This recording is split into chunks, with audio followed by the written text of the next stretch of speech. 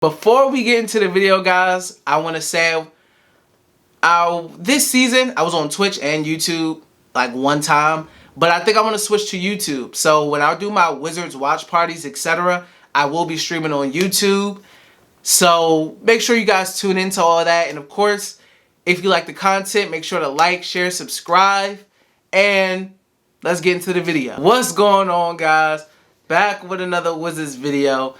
And we finally have Wizards basketball. Yes.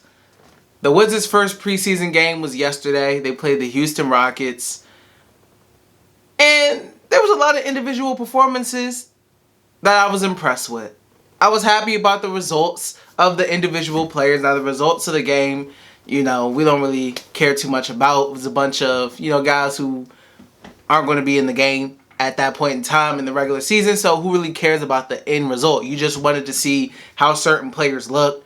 For example, Corey Kispert, how did he look in an NBA setting?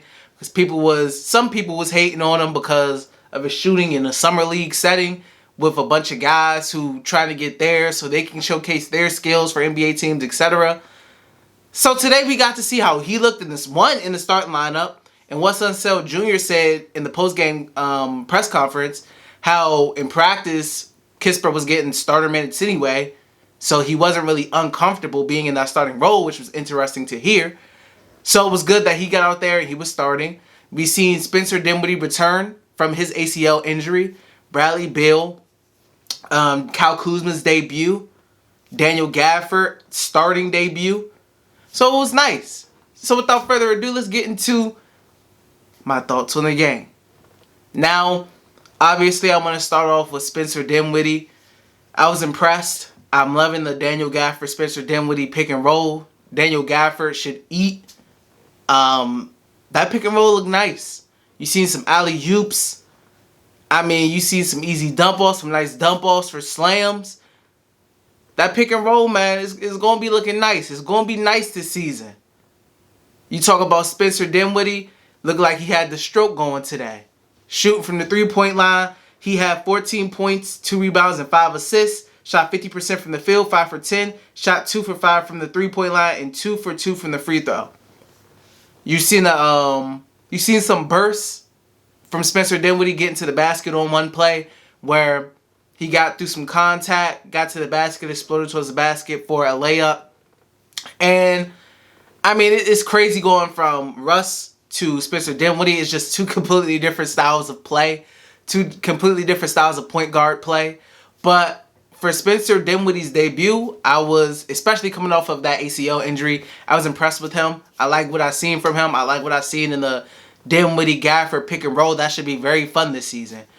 Next, you got Bradley Beal. Bradley Beal, he had 18 points, 2 rebounds, and 3 assists. He was 6 for 12 from the free throw line, 50%. 1 for 3 from the 3, and 5 for 5 from the free throw line. Bradley Beal was doing Bradley Beal things.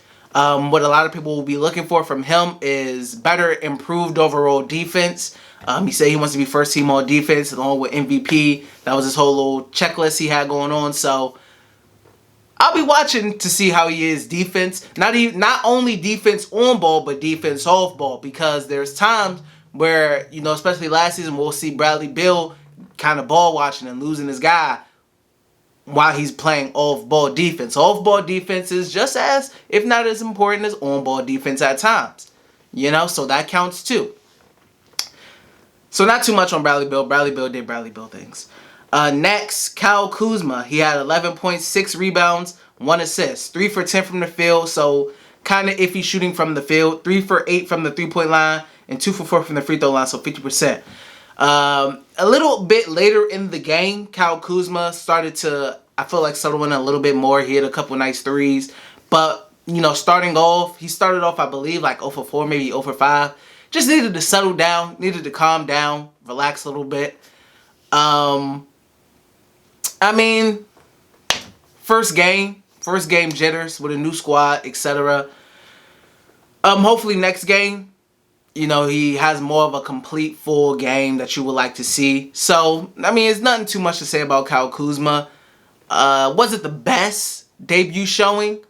Wasn't terrible either, but you definitely want to see some, improved play as time goes on. Of course, KCP, Caldwell Pope didn't play. I think he something with his dental. Rui Hachimura, hopefully he feels better mentally and everything. He wasn't playing because of personal reasons. So hopefully all that gets settled in and he can return to the team because he's a big piece of the team. But of course, always mental health, etc. always comes first. So hopefully he comes back soon and can join the team. Denny Avdia wasn't playing, but I believe next game they are saying he should be playing. So that's really good to see. That's nice to see as well. Thomas Bryant obviously is out with the ACL injury.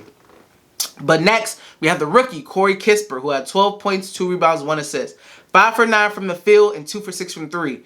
What I would say about Corey Kispert, I was impressed with the versatility of his game. I brought that up when the Wizards drafted him. I said he's not just strictly a shooter. He got some off the bounce game. He made a shot off the dribble. He can get to the basket. And of course, obviously, his specialty is 3-point shooting. Now, defensively, it was some, miscues there a little bit, but I don't think he's not a terrible defender. He's not a really bad defender. IQ-wise, I think there's potential there, defensive IQ-wise, for sure. There's going to be struggles, especially him coming in as a rookie. But I think he has the potential to be a okay defender, like serviceable, a serviceable defender. And that is okay. Like, Corey Kispert game is kind of like going to be determined on like how Davis Bertans' game is. Like, Davis Bertans isn't like, on ball, I think Davis is okay. Off ball, Davis is pretty bad. But that doesn't really matter. We judge Davis Bertans' game on if he's making shots or not. If Davis Bertans is making shots, we say he's having a really good game, no matter the defense. If Corey Kispert is making shots, we're going to say he's having a very good game. We know these guys aren't like known for defense or elite defensive guys. They're offensive guys. They're 3-point specialists, etc. They're known for their offense. So if they're making their shots, we say they're having a good game. But Corey Kispert, first game in the starting lineup, 25 minutes. I would say thumbs up for Corey Kispert. So that was nice to see him. First game outside of the summer league. So he's surrounded by actual NBA talent, NBA level talent. You got Bradley Beal on the court. So you're just pretty much cooling. You're not the main attraction of the defense, etc. You're not really like listed on the game plan. So that was good to see from him. Daniel Gafford, 10 points, 6 rebounds, 5 for 5 from the field, 1 block. He did his thing as far as getting to the basket, picking and rolling. My only issue with Daniel Gafford has been the same issue since he's been on the Wizards, and that is staying out of foul trouble. He had 3 fouls, I believe, in the second quarter. Not in the second quarter by itself, but in the second quarter, he reached 3 fouls. It had to be taken out of the game. And it's going to be tough, especially when you go up against, like, help defense, etc. Daniel Gafford, I love it. Great blocks, etc. But when you get him faced up, you start backing him down like Christian Wood did. When you go and playing the Joel Embiids of the world, you got to try your best to stay out of foul trouble, especially if you're the starter or you're going to find yourself on the bench fast. And I love DG, so I want him to be on the floor. And if he has 2 fouls going into the second quarter, etc., or hitting his second foul in the second quarter, it's going to be tough. It's definitely going to be tough. So all I would say for DG, try to keep the fouls down, brother. But he knows that. Montrezl Harrell, 9 points, 11 rebounds, 2 assists, 2 for 7 from the field, 1 block. Montrezl Harrell is, I already knew that I was going to like Montrezl Harrell. I think a lot of Wizards fans are going to end up liking him. Big energy guy. When he gets rebounds, he exuberates energy. Just his whole game in general exuberates a lot of energy. One thing I would say about him, kind of would like to see better finishing from him than I seen in the game yesterday. But other than that, man, Montrezl Harrell, he's a dog. Great energy. I think he's going to be a big locker room guy. I love his game, man. Like I said, the Wizards have 3. When Thomas Bryant comes back as well, they have 3, you can say undersized bigs, but all 3 are energy bigs. What they may not have in size, they may not be 7'3", 7'2", etc., but they make that up with heart and energy and passion. And I love that. You know, I'm full of energy. So I love energy guys naturally. Aaron Holiday. Shouts out to Aaron Holiday.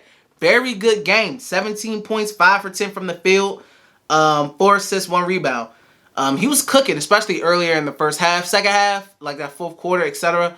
You know, put up a little more shots. But, I mean, the offense flowed well with him. He was making shots. I mean, that pickup looks very good by Tommy Shepard so far. You know, and then you have Raul Neto. I think who's going to have another decent season as well. I mean, if you look at that backup point guard position, etc., I feel good about Aaron Holiday and I feel good about Raul Neto. So that's great. You know, and then you got KCP coming back. You're going to have Rui coming back. You're going to have Denny coming back. And then Thomas Bryant coming back. I love the aspects of this team, man. I love the aspects. I love the depth. I like what I seen yesterday. Now, of course, like, defensively as a whole, you would like to see better. You know, I feel like off ball, it's a lot of crashing. They crashed a lot, left some guys open at the 3, but the Rockets went on a, like, little run where they just couldn't hit a 3. They just were struggling to hit 3s. But the Rockets still shot 51% from the field. They shot 39% from 3. It was a lot of fouls. They shot 37 free throws, even though they only made 59% of them. So, I want to keep the fouls down, etc. I didn't see as much switching as in the past, unless it was just like they kind of had to. So, I mean, that's good to see. I'm really focused in on their defense, since that's what What's Unsailed really wants to emphasize, is the defense as well as ball movement on offense. So, first preseason game in the books. Thumbs up. Personally, I give it a thumbs up. What do you guys think? What do you guys? Let me know. Comment in the comment section. Like, share the video. Also, guys, I will be doing Wizards watch parties on YouTube. I was thinking about it. YouTube or Twitch, blah, blah, blah. But I kind of want to start off on YouTube. So I'll be doing my Wizards watch parties when I watch games, etc. live on YouTube. So be sure to check in. But, as always, I will see you guys next time. Peace.